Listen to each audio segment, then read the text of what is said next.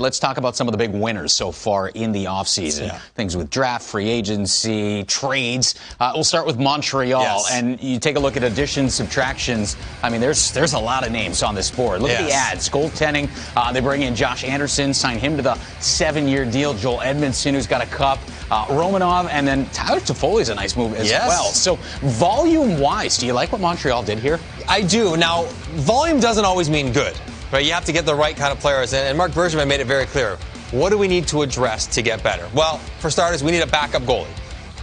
Jake Allen's a really good goaltender and has had a nice year, a nice run in St. Louis, and will give them reliable, trustworthy backup play. Don't forget about his salary. We're not worried about that. That's for Mark Bergevin to worry about, whether they can allocate $14 million to goaltenders. They have. But the fact of the matter is that Carey Price can rest more and play better when he plays. And Jake Allen will get more wins as a backup. And the team will trust that situation, which should bode well not only during the regular season, but of course when they are assuming they get to the playoffs and Carey Price has a little bit more in the tank to play better in the playoffs when he gets there. So backup goaltender, check. We need a steady Eddie physical defender. Joel Edmondson, come on down. Who, and he's not a top 4 guy necessarily, not a guy who's going to push a ton of points, but he's physical, he's a decent skater, he's got a big shot, tremendous character guy, and can add a physical element that they're looking for. We need some size on the wing with some scoring punch. Come on down, Josh Anderson. Now, this was a massive deal. Trading away Max Domi, guy who led them in scoring a couple years ago. Get Glenn. That's why he got the big contract, because there's just not a lot of guys like him that can skate like he can, that can score goals like he can, but also bring that physical element. Like Tom Wilson, right? Like a Tom Wilson, can play with good players, can be physical in the appropriate way in the right moments. So they do that as well. And then, what do they want? Maybe a little more goal scoring on the wing. And they go and get Tyler Toffoli. A few days into free agency to a tremendous value is fantastic. So they address their 4 core needs. Also re-upping Jeff Petrie, getting heart and soul player Brendan Gallagher signed up, and bringing over Romanov. Romanov, who was one of the best defensemen in the world junior the last couple of years, is going to step in there, won't have to play a big role, but I would not be surprised if he doesn't play himself into the top 4 before the season's over.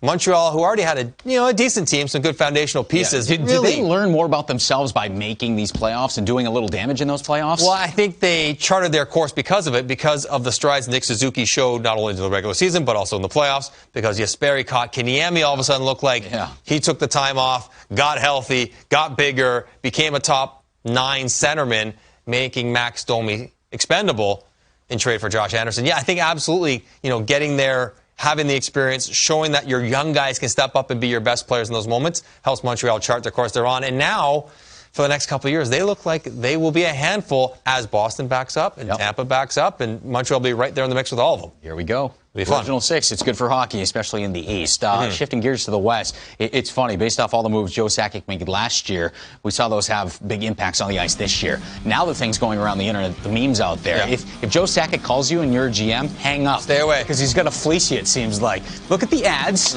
Look at the subtractions here. What do you make of Joe Sakic, the Avalanche, and did they take that step they wanted to take this offseason? Who am I to question Joe Sakic? That guy's batting 1,000. I know, right? I mean, it's amazing what he's doing. We'll start with the re-sign. I mean, Andre Burakovsky getting only a 2-year deal. Really nice for an offensive guy. Ryan Graves getting a 3-year deal, but only in the 3s, and rounding out their defenseman. He's been a really good player, pairing up well with their high-end guys. Nichushkin is a good find. Brandon Saad for Zadorov. Now, we know Zadorov is a big physical guy, and they'll miss that element, but Brandon Saad is a guy who can play with good players. We've seen that.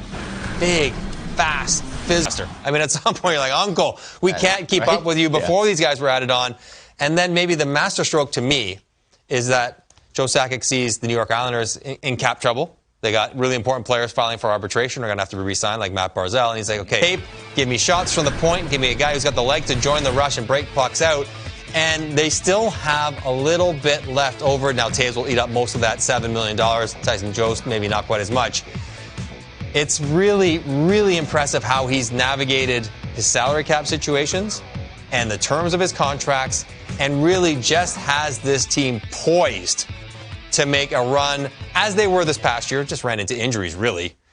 He did not address his goaltending, but I don't mind that. He trusts his goaltenders there if they're healthy and the team's healthy in front of them. Their roster, their players, their skaters right now, they're the best in the league. Yeah.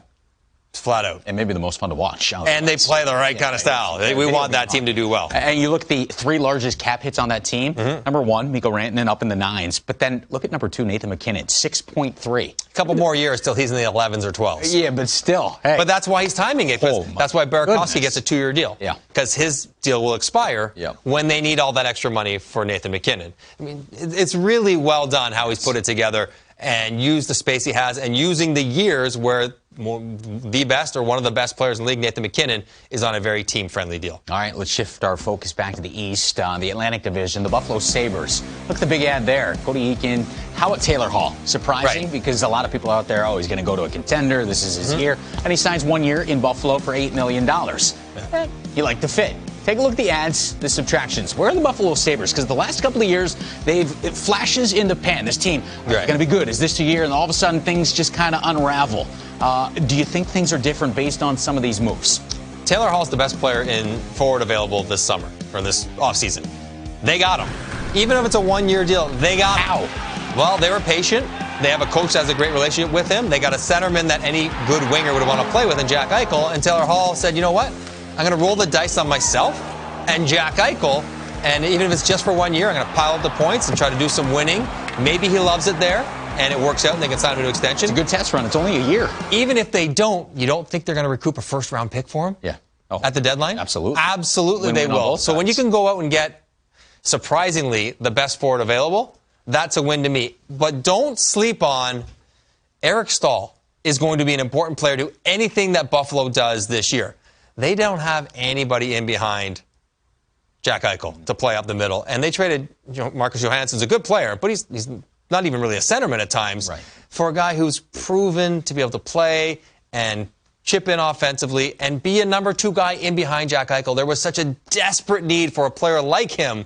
The fact they were able to get him for Marcus Johansson is a really nice trade for Kevin Adams. So I think 2 really impactful players make them a winner. I don't know if they still have work to do in defense, they still got work to do in net, but they got 2 really good players that make sense for their roster and where it's at right now. All right, we'll see how it plays out. We'll stay in the Atlantic Division, make our way to warmer weather. The Florida Panthers. Additions, subtractions. A lot of ads here. Gudas, Hinostroza. How about Patrick Hornquist? Right. You like that fit there? Some of the subtractions, they lose a guy like Mike Matheson on the back end. Mike Hoffman, he seems gone. That guy can put some pucks in the net. Eric Haller, another one. Evgeny Dadonov going to Ottawa. So not a ton of maybe the kind of huge impact guys, but I just like all the signings. I like what they bring. I like that, they're low risk, but maybe higher reward. Gudas, Hinostroza on down. Verhaeghe coming over for Tampa. I just think that they all have a chance to do what Florida wants them to do. And you mentioned Patrick Hornquist, who's a hyper competitor on the ice. Even an extra chip on his shoulder now, huh? Maybe and slighted a little I'm not expecting him to go in there and replace what Dadonov or Hoffman did. But what he's going to do in there is bring the energy, bring the passion. He'll play and he'll score 20 goals if he plays in their top 6 and plays in the power play. But I think down in Florida, I think they're trying to reboot and trying to charge up the team and keep everyone accountable, and Hornquist will do that. Yeah. I really like Wenberg, a guy who was bought out from Columbus. I think Columbus is looking to move salary more than anything, but I think he's brought in. He can be a depth centerman. Maybe he bounces back and becomes a top 6 guy in behind Barkov, but low risk, high return kind of opportunity for him. Radko Gudas is a guy physical they wanted, but also has pretty good underlying numbers where he's able to keep chances against and shots against. So they did a lot, but they all made sense to me. They're all on good contracts for guys who maybe not be the top players, but players that will be effective when you ask them to do what they're going to be asked to do. Maybe not making the biggest noise on free agency day, but all of these could have big impacts when it comes out to playing however many games we have this season. Last but not least, the Vegas Golden Knights. You want to talk about flashy. This team has flashed because of the new third sweaters. Those gold ones, unbelievable. But maybe the biggest move of the day on Friday, Alex Pietrangelo. And it didn't come on Friday. It came a little while after that, but he signs the big ticket out there. So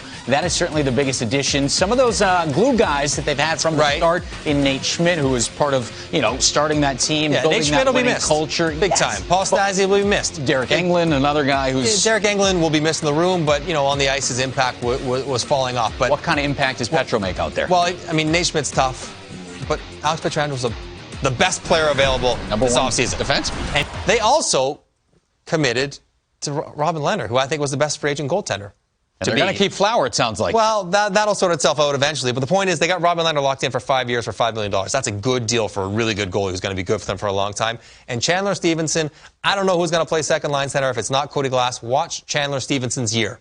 If he is allowed to play second line center all year long, he'll put up the equivalent of 50-plus point pace playing in that position. So I like that contract that they signed him to before they traded Stastny. So maybe you can kind of pigeon him as you're a third or fourth line centerman. He might end up being the second line center and a good one. I like his game and I like that signing. Team to beat out west, or do you look at Colorado? Well, Colorado's the team to beat, but I think Vegas is the runaway favorite in the Pacific.